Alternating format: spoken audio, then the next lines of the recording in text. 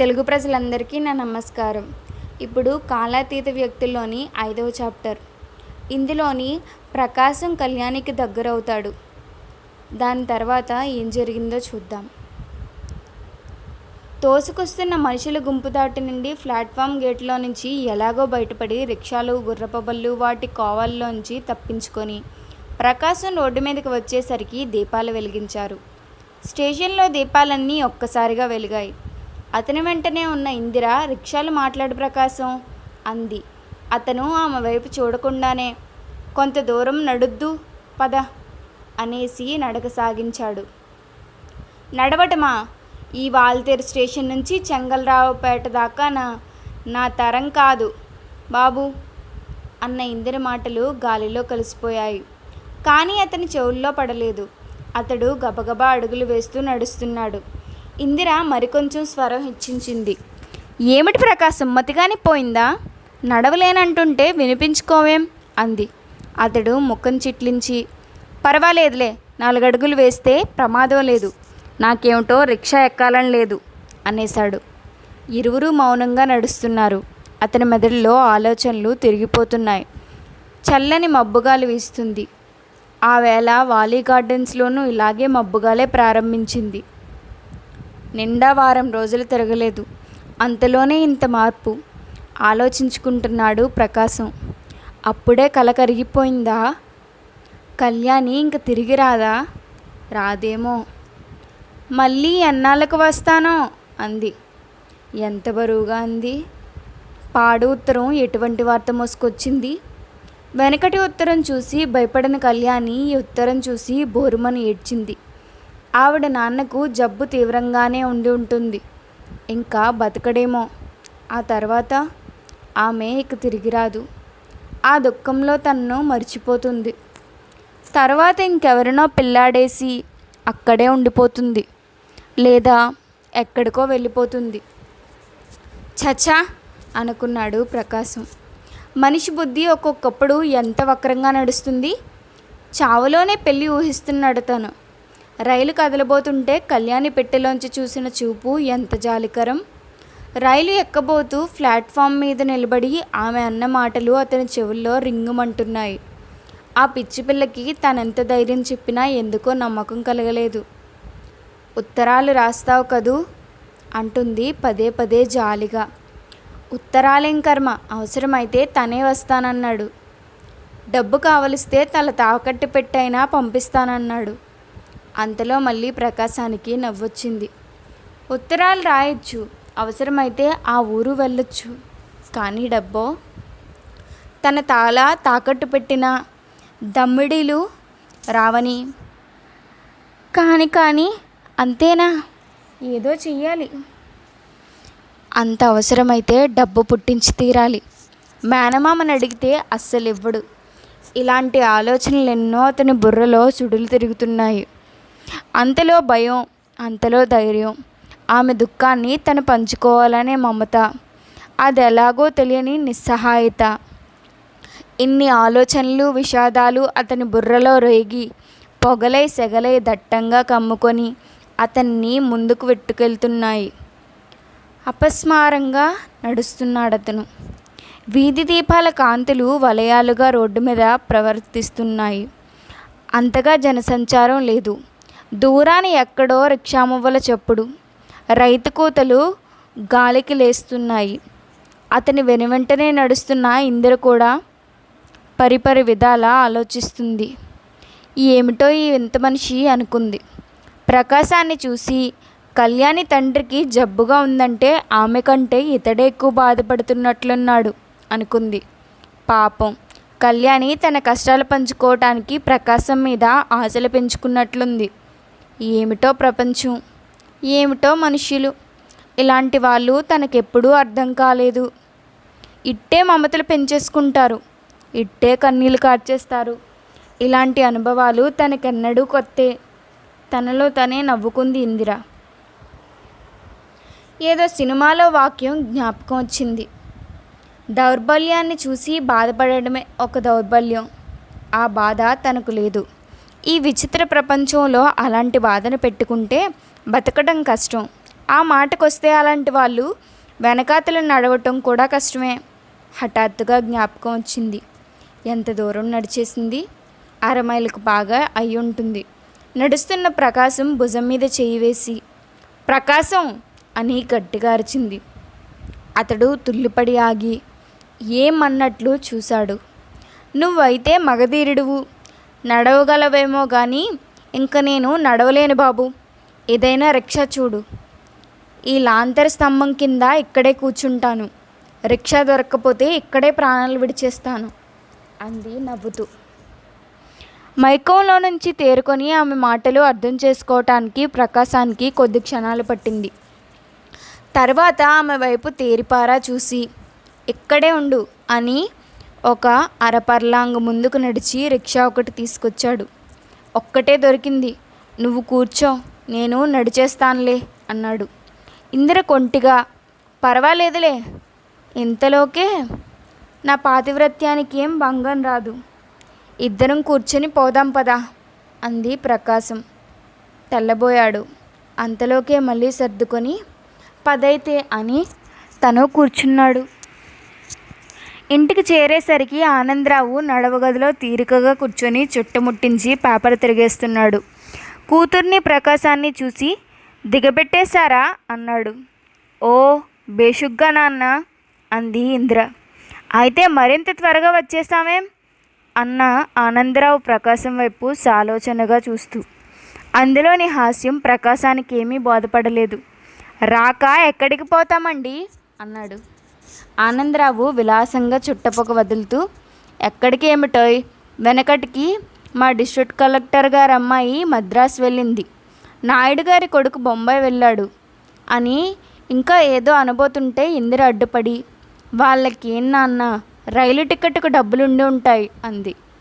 వెనకటికి ఏమైందంటే అని ఆనందరావు గారు ఏదో కథ ఎత్తుకుపోయేసరికి ప్రకాశం గబగబా మేడెక్కి తన గదిలోకి వెళ్ళిపోయాడు. బట్టలు మార్చేసుకొని నిశ్శబ్దంగా పైడాబా ఎక్కేశాడు. అప్పటికప్పుడు చీకటి దట్టంగా కమ్ముకుంది. అప్రయత్నంగా గాలిలోకి చూస్తూ అతని కళ్ళు ఆకాశంలోని శుక్రకాంతిని చూశాయి. తెల్ల తెల్లగా కొంచెం నీలంగా దగదగా మెరిసిపోతున్నాడు శుక్రుడు. చల్లని కాంతి వెంటనే అతనికి కళ్యాణి జ్ఞాపకం వచ్చింది.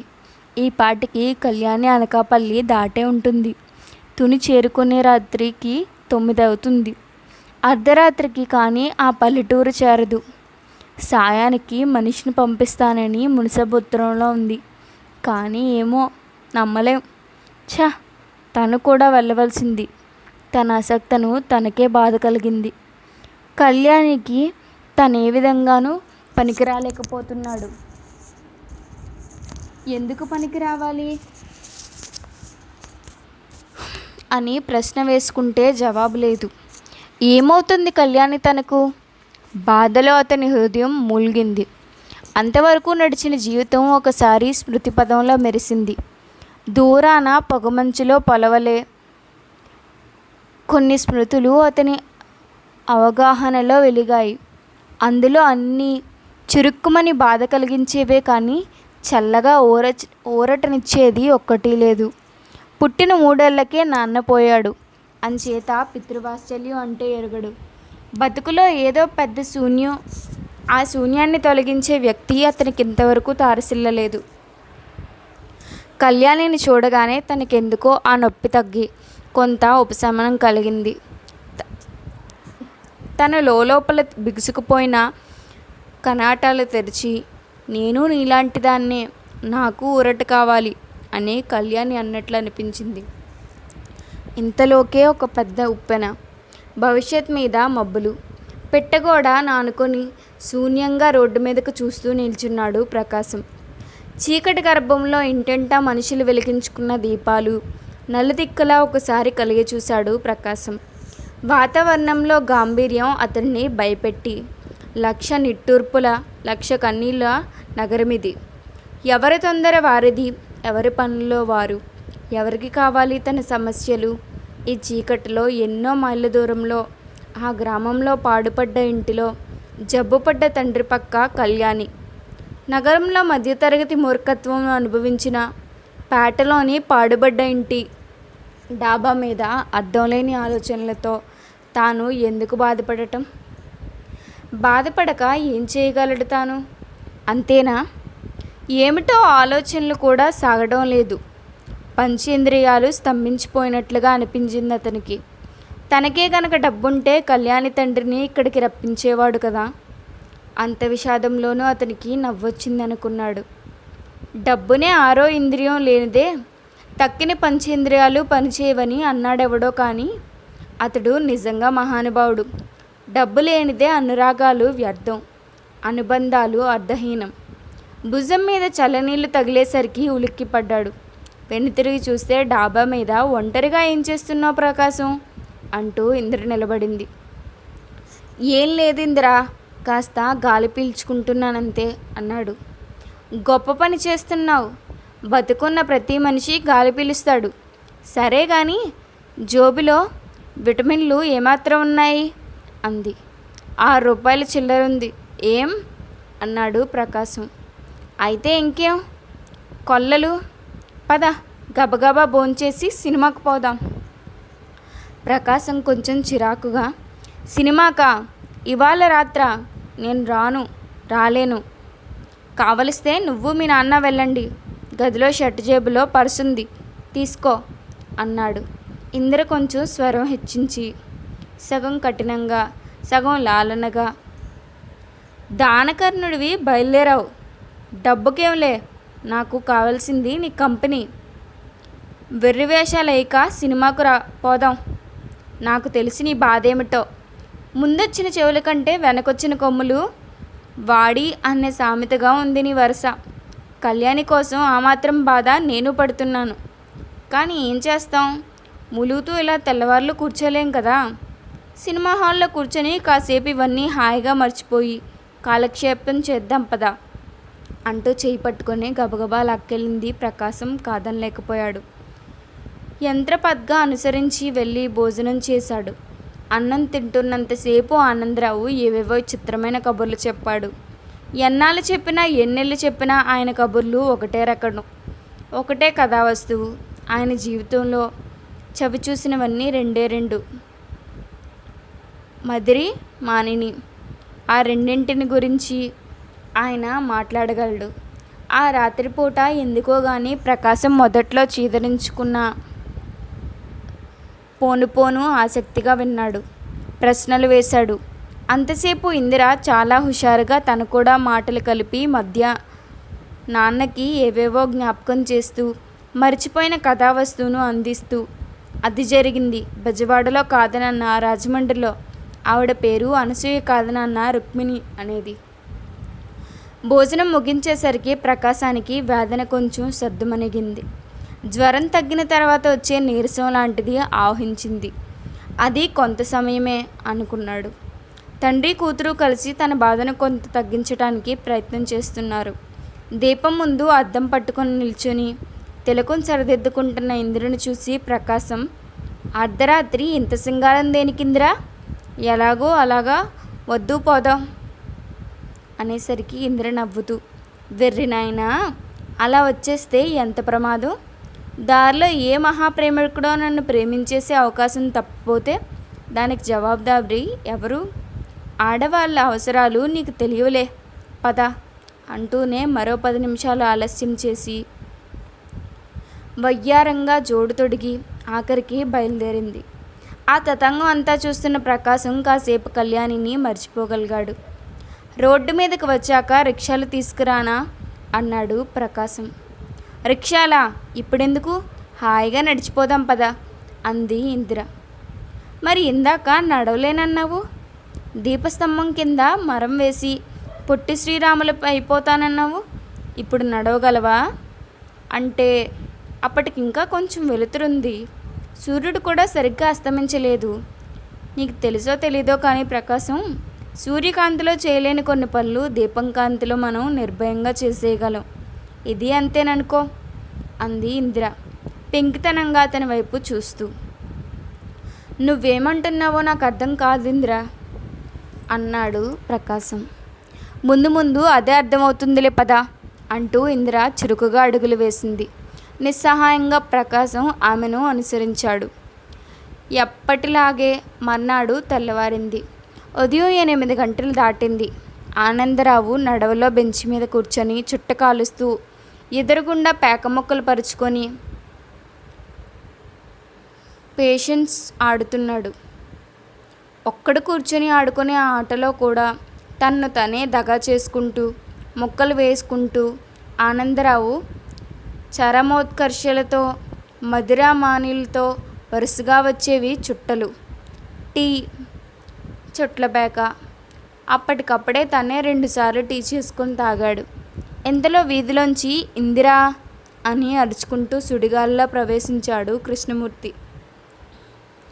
ఇందిరా మళ్ళీ ఒక గావుకేక పెట్టి చుట్టసాగల మధ్య ధ్యాస ముదురులో ఉన్న ఆనందరావు కనబడేసరికి, నమస్తే మావయ్య గారు, ఉదయాన్నే పురాణం వేశారు, గెలుస్తున్నారా ఓడిపోతున్నారా అన్నాడు. ఆనందరావు చిరునవ్వుతో, రావోయ్ కృష్ణమూర్తి, రా కూర్చో, గెలుపా మనకి, గెలుపు ఓటములు 2 అని వాక్యం ముగించకముందే కృష్ణమూర్తి, ఇందిరేది ఇంకా లేవలేదా అన్నాడు. ఆనందరావు పక్కనే చితుకులుబడి సిగరెట్ వెలిగిస్తూ, ఆదివారం కదూ, బద్ధకంగా పడుకుంది. 8 గంటలు దాటినా ఇంకా పడకేమిటి, లేపండి, మీరు లేపకపోతే నేనే వెళ్ళి లేపుతాను అన్నాడు కృష్ణమూర్తి ఆత్రంగా. అంత చరువుంటే వెళ్ళి లేపు. రాత్రి 2వ ఆట సినిమా చూసొచ్చి ఆలస్యంగా పడుకుంది. లేవటానికి ప్రయత్నించావో అప్పుడు నీకు తగిలే గాయాలకు నేను బాధ్యుడిని కాదు, రక్కేసి కరిచేయగలదు, వెళ్ళు కావలిస్తే అన్నాడు ఆనందరావు. ఇప్పటికీ చాలాసార్లు కరిచింది లెండి, మరేం భయం లేదు అని సిగరెట్ ఒక్క దమ్ములాగి అవతలకు పారేస్తూ, ఇందిరా బారెడు పొద్దెక్కింది, లేస్తావా అని పొలిగేక పెట్టాడు కృష్ణమూర్తి. కాసేపటికి ఇందిర బయటకు వచ్చి, హలో కృష్ణమూర్తి, ఎప్పుడొచ్చో, కూర్చో, 5 నిమిషాల్లో వస్తాను అని తుర్రుని లోపలికి వెళ్ళిపోయింది. కృష్ణమూర్తి, మరేం ఆనందరావు గారు, చెప్పండి కబుర్లు. మొత్తానికి అదృష్టవంతులండి మీరు. ఆనందరావు నిట్టూర్చి, ఏం అదృష్టంలే, 3 గుర్రాల కళ్ళ చూసి ఎన్నాళ్ళయిందో, ఖాళీ గ్లాసుల్లో అగ్గిపుల్ల గీసి పడేసి చాలా కాలమైంది అన్నాడు. కృష్ణమూర్తి పెదవులు చప్పరించి, చా అవే మాటలండి, వెదవు 3 గుర్రాలు, 3ఏం కర్మ, 30 తెద్దాం, బ్లాక్లో కావలసినంత తేవచ్చు కానీ చోట్లేదు, అదే వచ్చిన చిక్కు అన్నాడు. ఆనందరావు కొంచెం సకిలించి, చోటుకే లోట, మన పై డాబా ఉంది చూసావు, అది ప్రొటెక్టెడ్ ఏరియా అనుకో, గవర్నర్ బంగళా కంటే బందోబస్తుగా ఉంటుంది, అయినా పాపం నీకెందుకులే పన్ను వేయడం, మార్చి సెప్టెంబర్లో పడి కొట్టుకుంటున్నావు అన్నట్లు మొన్న రిజల్ట్స్ వచ్చాయి కదా, ఏమైంది నీ పరీక్ష అని అడిగాడు. కృష్ణమూర్తి గర్వంగా, ఏమవుతుంది, హాయిగా 0 చుట్టేసింది, మళ్ళీ మార్చుందిగా అని జవాబు చెప్పేశాడు. లేకేం నాయనా, ఉంది, అయితే ఇంకెప్పటికి ప్రయాణం. బాబాయ్, ఇంటి మాట జ్ఞాపకం చేయకండి, భయమేస్తుంది. వెళ్ళను అసలు, ఇక్కడే ఉండిపోతాను. ఉండిపోతే మనీ ఆర్డర్లు వస్తాయా? అయ్యో మామయ్య గారు, మా సంగతి మీకు ఇంకా తెలీదు. మా గ్రామం మొత్తం మీద మా కుటుంబాలన్నింటిలోని నేనే మొదటి అండర్ గ్రాడ్యుయేట్ని. అక్కడ కనుచూపు మేరలో పొలాలన్నీ మావే కానీ పలక బలపం పట్టి బడికిపోయిన పాపాన ఒక్కడూ లేడు. అసలు ఈ జిల్లా వెనుకబడిందంటే మా తాలూకా మరి వెనుకబడినది, అంచేత నేను బతికిపోయాను. మా నాన్నకి వ్యవసాయం తప్ప మరొక గొడవ లేదు. నేను ఇక్కడ చదివేస్తున్నానని ఆయన నమ్మకం అన్నాడు కృష్ణమూర్తి నిర్లిప్తంగా. ఇంతలో ఇందిర 2 కప్పులతో టీ తీసుకొచ్చి ఒకటి కృష్ణమూర్తికి ఇచ్చి ఒకటి తను తీసుకొని కృష్ణమూర్తికి ఎదురుగా కూర్చుంది. నువ్వు ఉత్త బ్రూట్వి కృష్ణమూర్తి, షివర్లీ బొత్తిగా లేదు, అనవసరంగా నిద్రపాడు చేశావు అంది కోపం అభినయిస్తూ. నిజమే, వెరీ సారీ, పాపం రాత్రంతా నిద్ర లేనట్టుంది అన్నాడు కొంటెగా అని. ఆ పోనీలే, ఆ ఘట్టాన్ని కళ్ళు మూసుకుని దాటిద్దాం కానీ ఇవాళ ప్రోగ్రాం ఏంటి వేసుకున్నావు? ఆదివారం కదా. అంటూ ప్రశ్న వేశాడు. టీ కప్పు విలాసంగా పక్కకు పెట్టేసి ఇందిర ఒక్కసారి బద్ధకంగా ఒళ్ళు విరిచి, అది నువ్వే చెప్పు అన్నట్లు, సాయంత్రం మా బాస్ తనతో సినిమాకి రమ్మన్నాడు అంది.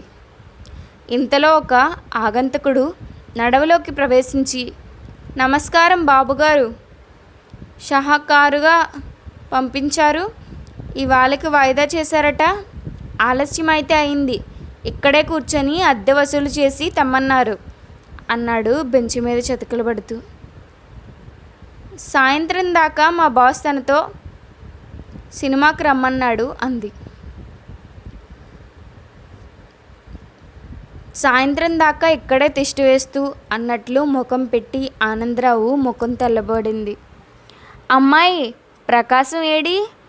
మేడ మీదకి వెళ్ళి అంటుండగానే ఇందిర ప్రకాశం లేడు, పొద్దున్నే ఆసుపత్రి కుడాయించినట్లున్నాడు, అయినా ఉంటే మటుకు దేనికి, అతనికి ఇవ్వాల్సింది ఎప్పుడో ఇచ్చేశాడుగా అంది ముఖం చిట్లిస్తూ. ఆనందరావు అన్నట్లు అది నిజమే అని గొనుకుతున్నాడు. ఇదంతా గమనిస్తున్న కృష్ణమూర్తి సిగరెట్ ముట్టించి, ఏమిటి గొడవంతా, అసలు సంగతి ఏమిటి అని ఇందిర ముఖం వైపు చూశాడు.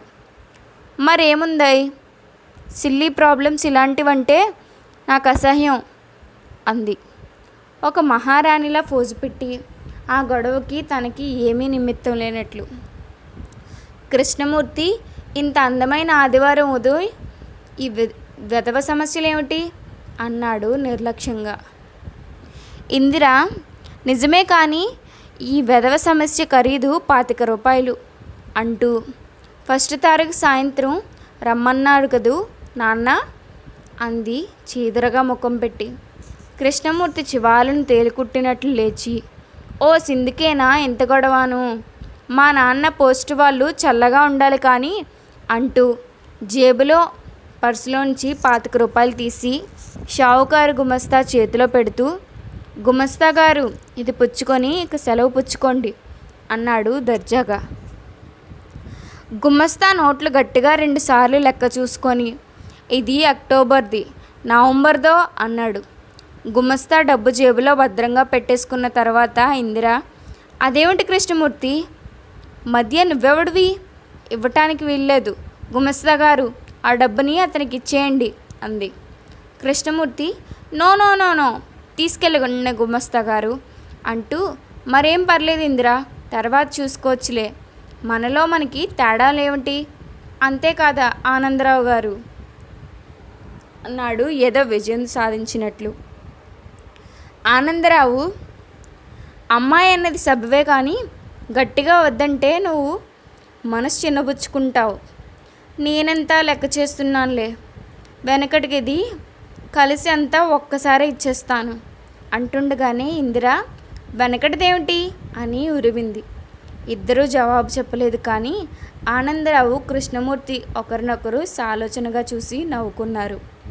ఆమె ఆందోళనగా మూతి ముడిచి, సరే మీ రహస్యాలేవో మీవి, మధ్యలో నాకెందుకు, పోనీ కానీ ప్రోగ్రాం అంటావేంటి కృష్ణమూర్తి, చెప్పానుగా మా బాస్ సినిమాకి రమ్మన్నాడు అని ప్రస్తావన మార్చేసింది. కృష్ణమూర్తి అభిమానం గాయపడింది. ఎవరా బాస్, ఎన్ని వేల గుండెల వాడికి, మా స్నేహితుడు అన్నట్లు ఎన్నడు తెమ్మ డొక్క చీల్చేదన్ అన్నాడు కోపంగా. ఆమె ఒక్కసారి విలాసంగా ఆవలించి, అయితే రాసుకో చెప్తాను, డిటిఎస్ వాల్తేరు, అతని పర్సనల్ స్టేనోని నేను, తెలుసా అంది. కృష్ణమూర్తి, వీల్లేదు, బాస్ లేడు గీసులేదు, మనం వేరే ప్రోగ్రాం చేసుకోవాల్సిందే అన్నాడు. ఆనందరావు పేక ముక్కలు సర్ది డొక్కలో పెట్టేస్తూ, అలా ఊరికే ఉండకపోతే ఆ ప్రోగ్రాం ఏమిటో చెప్పకూడదోయ్, వెనకటికి మా సబ్ కలెక్టర్ గారు అబ్బాయి ఉన్నాడే, వాడు అచ్చం వాటం అంతా ఇలాగే అంటుంటే ఇందిర, బాస్ని వదిలేద్దాం, వదిలేసి ఏం చేద్దాం అంది. ఏముంది చేయడానికి, ఇక్కడే మెరీనా బీచ్ ఉందా, అడియార్ బోట్ షికారా, ఏదో కప్పు కాఫీ తాగి ఊరవతలకి షికారు పోస్తే కాస్త వేడి తగ్గుతుంది అన్నాడు కృష్ణమూర్తి. ఆనందరావు, ఇంతేమిటో నీకు తెలిసింది? మద్రాసు దాటితే మంచి ఊరు లేదంటావు. 4 మైళ్ళు దాటితే నలువైపులా భూలోకం స్వర్గమే కదూ ఇక్కడ. నీ వయసులో నేను ఇక్కడ ఏడాది ఉన్నాను తెలుసా. రైల్వేలో బుకింగ్ ఆఫీస్లో పనిచేశానులే. ఆదివారం వచ్చేసరికి తిరగని చోటు తిరగకుండా తిరిగేశాననుకో. సీతమ్మదారి దగ్గర చిట్టడవులు, మాధవదారి దగ్గర పనస చెట్లు. నీకు ఇంకా తెలియదులే అందులోని అందం అన్నాడు. ఆల్ రైట్, ఐడియాస్ అందించడానికి అసలైన పెద్దలు ఇక్కడే ఉన్నారు కదా. మరి లే ఇందిరా, జల్దీగా సింగారం పూర్తి చేస్తే అలా వెళ్ళి కోమల్ విలాస్లో కప్పు కాఫీ సేవించి సీతమ్మదారకు చిన్న షికారు సాగిద్దాం. కప్పు కాదు బాబు, 2 కప్పులు తాగినా అడవులు కొండలు దాటలేను. నడవనక్కర్ లేకుండా సట్టడవిలోకి తీసుకెళ్తానన్నా నాకేం అభ్యంతరం లేదు. ఎంత మాట, అంత ఆయాసపడతావా? నిన్ను పెట్టుబండి ఎక్కి వెళదాం, నాకు అందుకంటే మహా సరదా. రిక్షాలు రాగానే వాటికి గిరాకీ తగ్గిపోతుంది పాపం. కొన్నాళ్ళకవి లేకుండానే పోతాయేమో అని నాకు మహా దిగులుగా ఉంది. పెట్టుబండి ఎక్కి నీతో సీతమ్మదారి దాకా ప్రయాణమా? అమ్మ బాబోయ్, ఇంకేమైనా ఉందా? పెళ్ళి కాని పిల్లని నలుగురు ఏమనుకుంటారు? చూడు నాన్న, అలాంటి మాటలు ఉంటుంటే బుద్ధి చెప్పక అలా చూస్తూ ఊరుకుంటావేంటి? ఆనందరావు ఏదో జ్ఞాపకం వచ్చినట్లు ముఖం పెట్టి, పెట్టెల వల్ల సొగసు ఇప్పుడే ఉంది అనేందుకు పనికి వస్తాయో కూడా ఈ కాలపు వాళ్ళకు తెలీదు అన్నాడు. ఇందిర లేని కోపం గట్టిగా తెచ్చుకొని, నీదంతా ఏదో సోదే. నేనొకటంటే నువ్వొకటంటావు. పోనీలే కృష్ణమూర్తి, అలాగే వెళదాం పద. బాస్తో సినిమా కంటే ఇదే కొంత నయం. డ్రెస్ చేసుకొస్తానుండు. ఈ లోపుగా టిఫిన్ ఏం కొనుక్కోవాలో ఆలోచించు అని తుర్రని లోపలికి వెళ్ళిపోయింది. మరొక అరగంటలో ఇల్లు తాళం పెట్టి ముగ్గురు రోడ్డు మీద పడ్డారు. సర్జికల్ వార్డులోని పని ముగించుకొని మధ్యాహ్నం 12 గంటలకు ఆసుపత్రి నుండి ప్రకాశం బయటకు వచ్చేస్తుంటే అఫీషియల్ కాలనీ గేటు దగ్గర కిట్టయ్య కనబడ్డాడు. ఏమ్రోయ్ ప్రకాశం, 3 రోజుల నుంచి నీకోసమే వెతుకుతుంటే ఇప్పటి కనబడ్డావు. ఇంతేలేరా, పెద్దవాడు అయిపోతున్నావు అని పలకరించాడు ప్రకాశం. ఇదేమిటి కృష్ణయ్య, ఇలా ఊడిపడ్డావేమిటి? ఎప్పుడొచ్చావు? కార్డు ముక్కైనా రాయలేకపోయావా అన్నాడు ఆప్యాయంగా కిష్టయ్యను చూసి. కిష్టయ్యది ప్రకాశం మేనమామ ఊరే. ఇద్దరు బాల్య స్నేహితులు. ఒకే వీధి బడిలో చదువుకొని ఒకే చెరువు గట్టున ఆడుకున్నారు. రద్దుపారే గట్టెలేయక కిష్టయ్య చదువు చాలించి హాయిగా వ్యవసాయం చేసుకుంటున్నాడు. కిష్టయ్య అదోలా ముఖం పెట్టేసి, కర్మరా కర్మ, మా అత్తయ్యకి పెద్ద జబ్బు చేసింది. ఇక్కడికి తీసుకెళ్ళమంటే 3 రోజుల కిందే వచ్చాం, నేను, మా ఆవిడ, అత్తయ్యను అన్నాడు. ప్రకాశానికి అత్తయ్య తెలుసు. ఆవిడ కూతురునే కిష్టయ్యకిచ్చారు. ఏమిటి జబ్బు? ఎక్కడుంది ఆవిడ అన్నాడు ప్రకాశం. కిష్టయ్య కంగారుగా, ఎక్కడుందేంట్రా, ఈ నరకంలోనేరా బాబు. రోజు భోజనాలు మొయ్యలేక చస్తున్నాను.